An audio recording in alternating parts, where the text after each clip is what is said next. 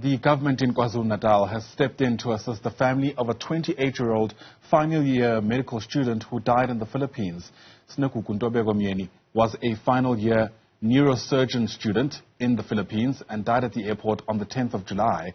That was as she was about to board a plane back home here in South Africa.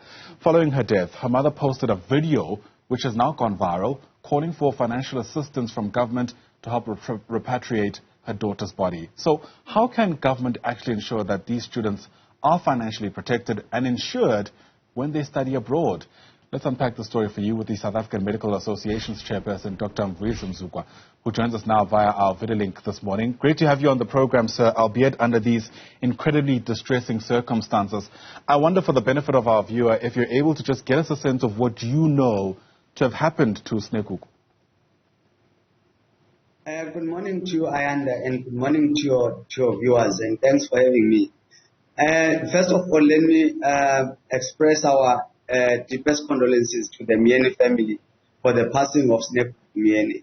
And, the colleagues and the friends, we really feeling sad that the profession has lost a young colleague like Snegugu. So far, we have not had any opportunity to get to understand what really transpired around her death, and we are hoping that the association is going to work with the family to understand, get closer to what really happened to Snegugu. But we've got the information that Snegugu was at the airport, passed on, and had to be assisted, obviously, by the government to come back home. Yeah, and I suppose what's really concerning now is South Africa has a lot of medical students who study abroad, and what's happened has revealed to us just how vulnerable these students are in the case where tragedy strikes, in the case where, sadly they have to be brought back home following some kind of fatality. Where, insofar as you're concerned, do the gaps lie? Well, I think there are two issues there. There are students who go abroad on their terms. In other words, they finance their own studies. And there are those that are sent out by government, to Russia, to Cuba, to wherever. And there are those that, like other students who have gone to China and other places where they study in those areas. But I do believe that regardless of what is happening, we should have that communication between the students and our embassies in those countries. To say we've got so many students in this country. Should anything happen, the embassy must know what to do, and they must be able to assist those students, regardless whether they've paid for themselves or they are sent out there by government. Yeah. Has that proposal been brought forward to the state yet? And if so, what's been the response? I think we're learning from this, these are the issues that we want to take forward with as the association, because, we now and again, we find ourselves having students who are passing abroad and they need to be brought back home. And I do think that it is a financial burden to the family and many other things that are happening, including logistics. So it would be important, not only during death, but also during the time when they are there, in terms of managing their health care and making sure that when they fall sick in those areas, they can be taken good care of by the government on the other side, with our own embassies in those countries. Yeah. We do know that typically when you travel abroad, you have to have some kind of insurance.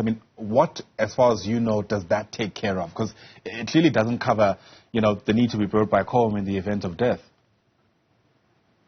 Well, it depends on your medical aid scheme.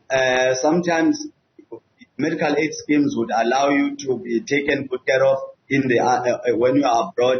But at times, you've got to have that specific insurance that could be arranged depending on who is sending you abroad, whether you are going there by yourself. But other countries also insist that you have something in place, to make sure that you do not become a burden in their healthcare system when you are on the other side. So circumstances would really depend on, what is the case at that time. Yeah.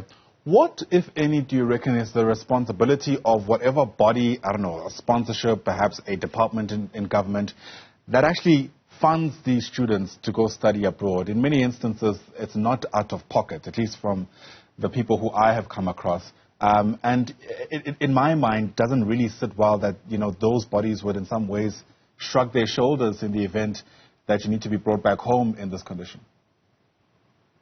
It would really be unfair, honestly, to expect families to be transporting those their families who have passed on the other side.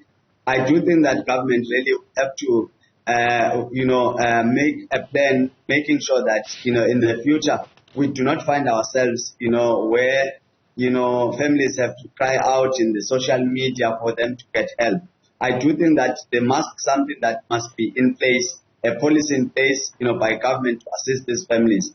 Because, this is a continuous program where we find that our students are going abroad, not only those who are doing medicine and stuff like that, but all our students, if they are out there, these are South African citizens that must be taken good care of. When they come back or they are in trouble, somebody must be out there to assist them to come back.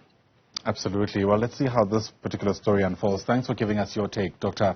Mvuyisi Mzukwa is the chairperson of the South African Medical Association, where we're dealing with now yet another instance where a South African medical student who sadly died abroad the family is struggling to bring her back home because of some kind of financial challenges. We'll see how that unfolds as the story continues.